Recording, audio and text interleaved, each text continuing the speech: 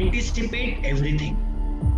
So the point is, at all points of time, there was something which struck, which people will not anticipate.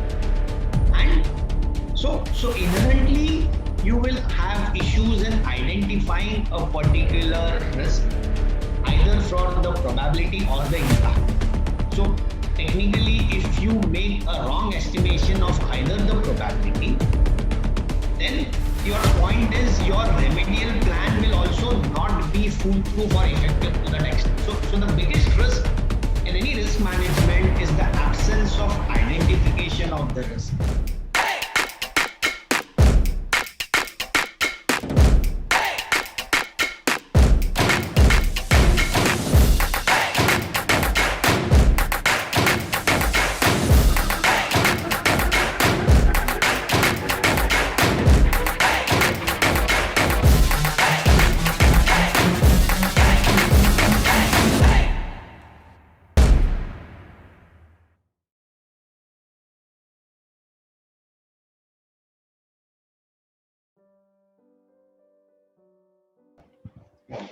Hello and welcome to the Honest Talk by Freak Folks. I'm Harsh Pandey. For this particular session, our guest will be Mr. Abhijit Sanzgiri, sir, who is here with us. He's a chartered accountant with over 3 decades of post-qualification experience. He is also a law graduate. He's a keynote speaker at professional forums for past 2 decades. He has worn multiple hats in his career as an entrepreneur, consultant, senior corporate employee, mentor, author, blogger, speaker, interviewer, examiner, and philanthropist. So, first of all, sir, I welcome you to in this session. Thank you so much for joining and agreeing to share your thoughts with us. Sure, thank you. My pleasure. Thank you so much, sir. It's our pleasure too. So, moving to the topic of today's session, which we have chosen is why risk management is more important than ever. As we move in 21st year of 21st century and passing through this very unprecedented times, the way we do business has changed. We now operate in a business environment that can be very aptly described as VUCA, volatile, uncertain, complex, and ambiguous. The pace of change is fast and getting faster. Organizations are flatter. Customer demands are ever increasing. Competition is global, and continuous disruptions are now considered as new normal. So, my very first question to you is, what is needed to survive and thrive in such a VUCA world? So, so as you said, risk management is never as important and urgent and vital as ever before. So when you are seeing the current VUCA world as it's now coined, it's what I use another term. It's the survival of the fitter among the fittest. So the ones who are surviving are not only what you can say adaptable to change. That's what Darwin's theory was. Or as they said, somebody who's continuously learning and upgrading himself continuously all the time. I think you need to stay relevant with the times. So relevancy is a very important factor. And risk management, at the core, risk management is nothing but managing uncertainty, managing all your threats, your vulnerabilities, what can go wrong, basically your downsides. So let's say COVID-19. Now COVID-19, when it struck first in Wuhan, in China, in 2019 late, people thought it was only a localized problem. Nobody thought that it would spread so far. So risk management, nobody even anticipated that this risk can come to their shores, and once it comes there, it can spread so far. So the volatility part of the risk was never understood or never planned on so far. Now, having come there, we had the first wave. You would have seen the infections going from zero somewhere in Feb to somewhere to about a peak of 96K in September. And from then it went on to a low of about 9,000 in Feb. And suddenly we are seeing the wave in April. And till date, we have more than 60 lakhs infections, or 1/3 of the total infections. So in India, we have about 1.83 crores infected, maybe as of date, plus here and there, and 61 lakhs who have been infected in the month of April itself. So one third is in 1 month. So haven't we learned from our earlier experiences? So risk. We always knew that a second wave would be coming. We were always talking of the second wave, third wave, but this is a reality. So risk is a reality which no one can escape. I think what it needs is proactive planning, anticipation, so that we work on the principle that a stitch in time saves nine, rather than reacting to it. So technically, what we are doing again is reacting to it. Maybe what went wrong, that okay, yes, it happened first time. Yes, we never knew what it was. But the second time around, I think somewhere it needs even greater planning. I think even greater introspection on what actually went wrong. So that makes some classic risk management studies. I think the earlier one, history gave us opportunity way back in 2008 when we had the Great Depression and the fall in prices and the crash of a lot of economic empires. And now once again, 2019 and the what happened to us in 2020 and what's happening again in 2021 April. So it's something is managing the impossible, what can actually go wrong, and being proactive, anticipating it so that when it comes, we whatever decisions we take, they are not reactive. These decisions are done well in advance to plan something and prevent it from going the way it's going. So that's what risk management is all about, and this is all a lesson for us in risk management, nothing else. Indeed, sir, you have very beautifully, I think, explained and taking the example of this pandemic, and you have explained why risk management is more important than ever. You have told risk management is the process of identifying, assessing, and controlling threat to an organization capital and earning these threats or risk could stem from a wide variety of sources, including financial uncertainty, legal liabilities, strategic management, error, accidents, and natural disasters. IT security threats and data-related risks and the risk management strategies to elevate them have become a top priority for digitalized companies. So my question to you is, who is responsible for the enterprise risk management or risk management process? So it's a kind of request you kindly explain our viewers how actually it works.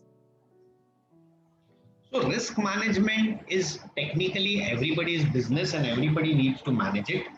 In certain organizations, especially in listed companies, by statute itself, it's mandated that you have a risk committee.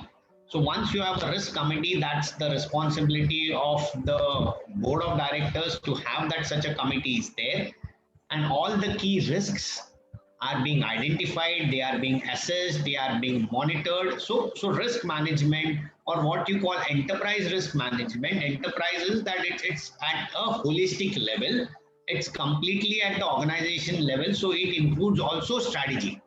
So if you are having a particular strategy as a way of conducting business, then whether that's the right strategy. So enterprise risk will not only involve strategy, but it will also involve implementation, and it will involve the entire business, and it will also concern the entire stakeholders. So stakeholders could be many. You have regulators as one stakeholders, you would have the shareholders as one stakeholders, your employees as one stakeholders, you would have the suppliers as one stakeholder, you would have the general public as one stakeholder, the society, the environment could be one stakeholder. So concepts of ESG, which is environmental social governance, concepts of CSR, then again you have concepts of maybe diversity, inclusion, your prevention of sexual harassment. So all these things, apart from the fact that the business has to earn profits ethically and grow in a consistent, sustainable manner, which obviously would be the purpose for which the business has been set up. So all these have to be congruent with each other, and these have to be managed not in silos. So it's not a single department you're managing, but the sum of all the parts together so that they function efficiently and effectively. So that's what enterprise risk management is all about. It's all about knowing what can go wrong, It's being proactive, prepared, and identifying risks. When I'm meaning identifying risks, it's not just the fact that a risk can occur, so the probability of that happening, and if it happens, what could be the impact. So the first stage would be identification, not just current risks from the scenario. So that identification itself will be a great brainstorming process. You identify everything and anything under the sun, howsoever remote or improbable it may be, because that might have a huge impact. So something like, again, take the pandemic. It struck in one country. We never thought it would struck in some country, and even one remote part of the world, or some businesses they just get extinct because of it. And that's a reality. Now, that's where the chances of something like this happening was remote, but the consequences are disastrous. So that's where I need to identify. Now, once it's identified, then if it were to occur, how would I plan to mitigate it? So whether I'm prepared to prevent it, or if I can't prevent it, at least I can mitigate the damage which is caused by it. So something like a hurricane, or any tornadoes or storms which touch us, it's happening by nature. We can't prevent it, but technically we could prevent our damage which can be caused as a result. So something like a country like Japan, which lives under the fear of earthquakes or the shadows of earthquake perennially, but these guys have designed their houses or constructed in such manner that the shocks are minimal. So that's how you know your risk, you plan and prepare for the risk. So it's better to prepare to prevent, then repair and regret. So that's what risk management is all about. And enterprises, you look at it very holistically, at a top to bottom as well as a bottom to top level, completely in and out, left, right, east, west, whatever. You just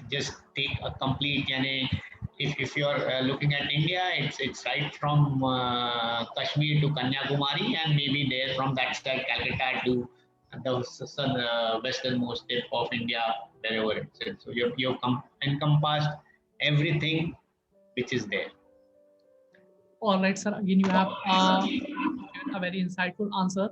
No individual or organization can predict a specific risk, as you have told, but organization can and need to prepare for an uncertain and volatile future that includes climate change, technological disruption, geopolitical risks to the global supply chain, and issue related to the cybercrime, data protection, and privacy. So my question to you is, what are the tips you would like to suggest to all the viewers watching this session, how they can foster risk management in this unprecedented times? So first is, everyone knows risks, because risk is something that can go wrong. So at the back of the mind, we know something can go wrong. Now, we can have three attitudes in life, or three approaches. One is that everything can go wrong and plan and prepare for it. Nothing can go wrong and be very positive about it, and let's see when this happens. Or you may have a third approach, that somebody may not think about it at all, that this will not happen to me at all. So this is something that I am risk proof. The second is, let us see things as they come, and maybe expect the worst and prepare and plan for everything. Now, one is, you can't have that approach, because you have limited time, you have limited money, and all risks need a control to mitigate. So you'll have to design a control, and you'll have to see it has to be operating effectively to prevent or minimize the risk. And preventive controls, automated controls are the best, but they cost. So a risk has a control, but it has a cost. So finally, you have a concept at the gross level, which is called the inherent or the gross risk. Then the control, which is there, the design and the operative effectiveness of the control. Then you have something which is a residual risk. That residual or the balance risk, which is the gap, threat, or vulnerability, is what you need to counter. But you can't counter each and every risk. You will have to prioritize your risk, maybe based on the impact which will be there. And based on this impact is where you will have to take decisions. And at certain points of time, you will have to make certain provisions for losses which may happen. So one is, let's say, the point is we knew this would be coming. Now we anticipated and we ramped up our infrastructure at a particular level. But just ramping infrastructure on the basis that something will happen, you need to divert some resources from certain places to other areas. And then if this point was not to happen, what will you do with the stocks which are already there? So again, this has to be carefully laid out. So now we are caught napping with maybe the infrastructure looking short. But if we had already ramped up the infrastructure to maybe 2x of what the situation is now, or even for that situation, and let's say that these infections would not have been to this extent, then whatever had been constructed would have been a colossal waste of time as well as money. So everybody is wiser in hindsight. I think all information which is available in the current moment, extrapolated it for the wisdom and the insight. So you develop foresights out of hindsights more than insights. And from there, you proactively plan and ensure that things, if they go wrong, yes, they can be easily ramped up and controlled in a short span of time. So that's what risk management is all about. Knowing, yes, there will be a downside. Knowing that all downsides cannot be prevented. It is only at certain points of time the impact of that will have to be minimized. So that's putting your money, your limited money, your limited time, your limited efforts, your limited resources to where it's really needed. So that's what is in crux. Risk management is all about mapping your controls to risk, finding out what your residual risks are, and ensuring that those residual risks are within what you call in a risk parlance, within your risk tolerance. So your gross risks have to be within your risk appetite. If you don't have the appetite, then don't conduct that activity. And post controls, if whatever is the residual threat or the gap or the vulnerability, if that's over and above your risk tolerance, then institute further control so that you get it below your risk tolerance. So you can't have risk beyond a particular tolerance level. You can't take risk beyond your appetite.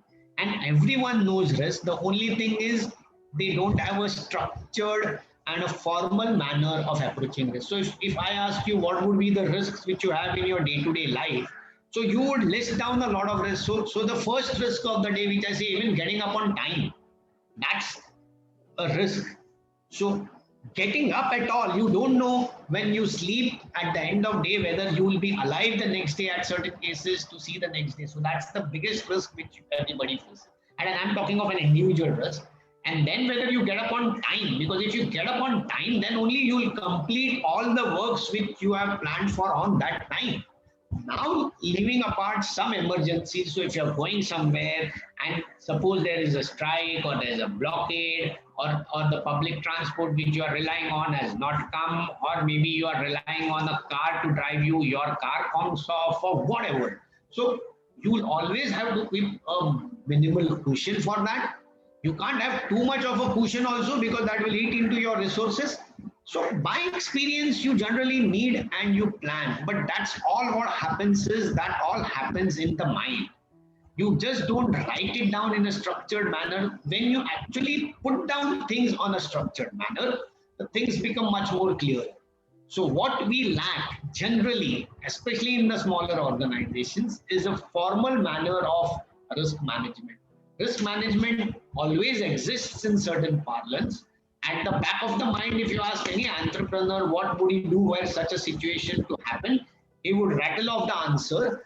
But where the situation to actually happen, then maybe at certain points of time, because he's stressed out, he's maybe anxious, he's what I call feeling some insecurity at that point of time, and maybe his thoughts may not move logically in that manner because he's not anticipated or planned for it. He might not take the best possible course of action to remediate it. So that's what a structured formal risk management will ensure, that you take the right decision when a problem occurs. Otherwise, you'll be reacting just by gut, by fear, by panic, and that may not be the most prudent or the most logical action you would take. So that's where formality, a structure, a very simple process helps in risk management. I think all of us know what risks are. All of us don't know how to manage it in a simple, formal, structured way. Indeed, sir, you have told very important things, and I think it was a very wonderful explanation from your side. You have given a very real time and very fascinating example of this COVID-19 era. So, my next question to you is while risk management can be extremely beneficial practice for organizations, its limitations should also be considered. Sir, it's a kind of request to you. Please tell or explain our viewers about the limitation of risk management. See, limitations is because you can't anticipate everything. So the point is, at all points of time, there was something which struck, which people will not anticipate. And so inherently, you will have issues in identifying a particular risk, either for the probability or the impact. So technically, if you make a wrong estimation of either the probability, then your point is your remedial plan will also not be foolproof or effective to that extent. So the biggest risk in any risk management is the absence of identification of the risk. And having identified the risk, maybe of assessing both the probability and the basic impact. So the point is like COVID. We we underestimated the impact which it could have caused. We underestimated the spread it would have. We underestimated the volatility and the speed at which it would travel. So a lot of things were underestimated. So it's an inaccurate, incorrect estimation. Once having known the risk, the first is knowing the risk. Now the second point is, and a lot of cases you saw a lot of accidents happening. So you see at least 3-4 accidents happening of something. There is an oxygen leakage where some people died. There was a fire which somebody died.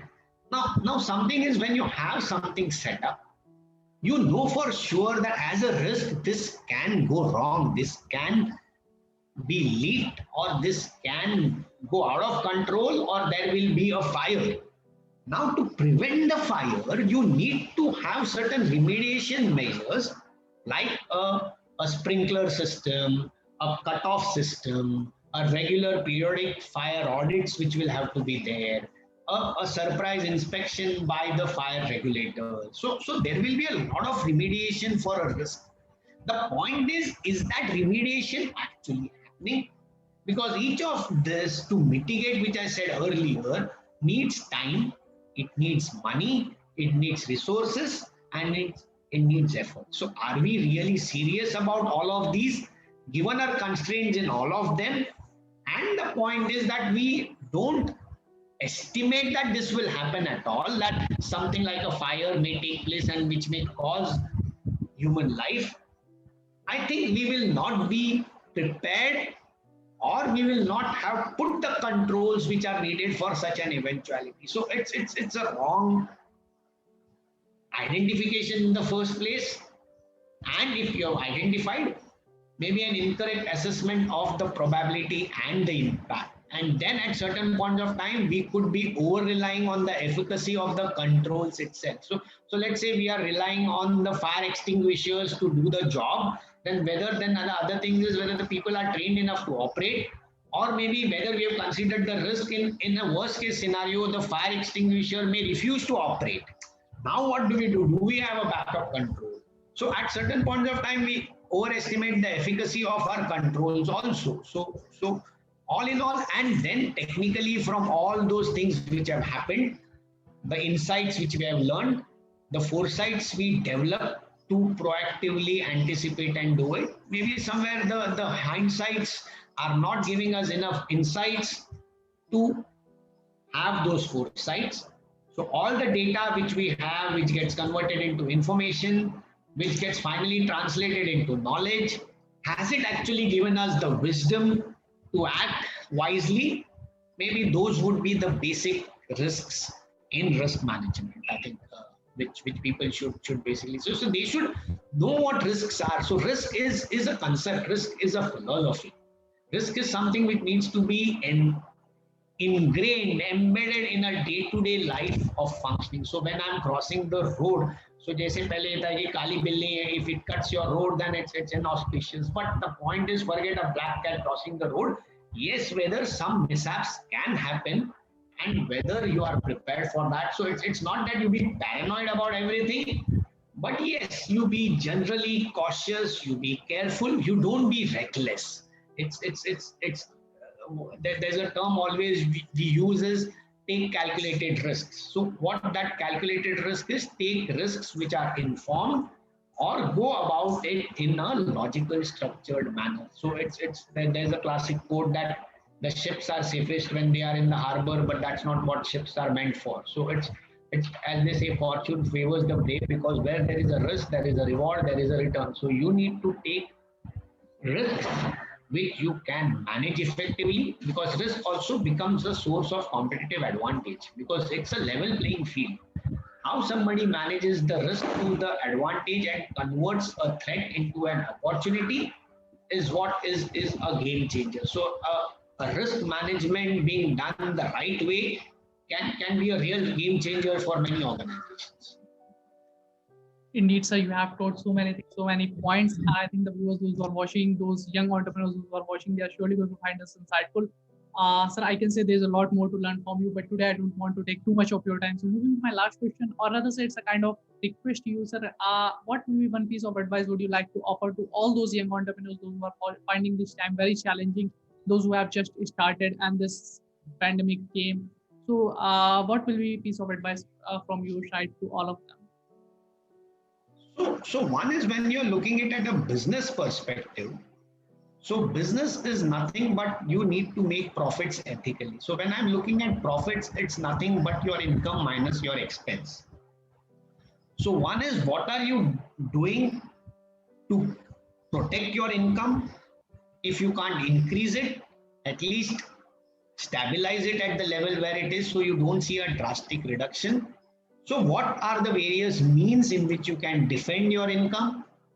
And if you can't defend your income, then how can you actually cut down on the costs or the frivolous costs? So it's one, you increase your top line, you manage your bottom line. Finally, that's how you manage your profits. Very simple. But this is as simple as it can be. But how do you actually do that?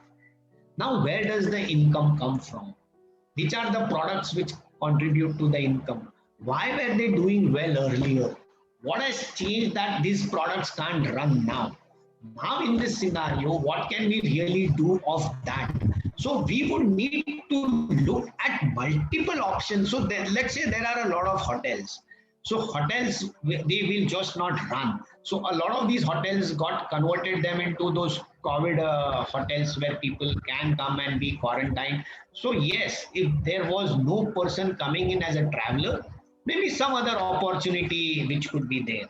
So a lot of people who had some idle facilities or they got to convert something for products which could be used in day-to-day life. Somebody who were speakers, who were training people offline, went on the online route. So people have adapted. So how do you adapt to this change? So it's what it is that it becomes a level playing field to all the persons in a particular line. So let's say a travel and tourism industry. Now a travel and tourism industry would have shrunk by maybe hypothetically, let's say 80%. So when the business is down 80%, it's not all the 80% who would just be wiped off, or all 100% will face an 80% reduction in their income. There could be a situation where the top 5% would have actually increased their market share because they've been more efficient. They have the resources to manage it, or they would have diverted into some other sources or used whatever resources or strengths they have to their advantage. It's people who can't manage and adapt to the new changing normal will fall by the wayside. So it's the less efficient falling to the more efficient. Now that's also again being simplistic, one needs to deep dive into one's business. And as of date, people have actual, what I can say is there is a fall in sentiments. And as a result of the fall in sentiments, people would actually not be taking decisions to invest long term or spend on luxuries or spend on issues which are there. But at least, yes, for some, it would still be aspirational. So either the decision to cut down your cost at that time, maybe just bide your time, stay healthy. So when you are stay fit, stay all skillful. So when things come back to the normal, you are the first one to move off the blocks. So somebody also, your competitors who are there, but they are slow to bounce off when things come back to the normal. Yes, you have the early mover advantage there. So you'll have to look at the best what you can under the circumstances. Each one of the businessmen knows what he should do the best. Even let's say the students, so students who have suffered for from cancellation of exams, they don't even know when the exams are going to happen or not going to happen, and if the exams happen, whether the industry has the right amount of capacity to absorb them. And then they become 1 year stale, somebody else comes in the next year and he becomes absorbed. You're not there, so uncertain times. But yes, you need to stay focused, because this is a level playing field at whoever is there at this level.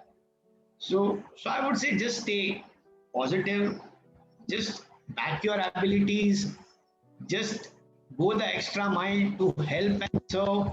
I think being genuine, being kind, being compassionate, being helpful, useful, relevant. If you are in a particular skill or you have a quality product which is useful, I think which serves something which is a pain point, I think one would still survive. So one still needs a lot of skills. As I say, you need not even just the product quality skills. You don't just need the technological skills. You need skills like creativity. You need skills to think critically. You need skills of collaboration. You need skills of communication and then decision making, being mentally tough. So it's now a requirement of all skills. Look at ways in which you can cut down your borrowing costs.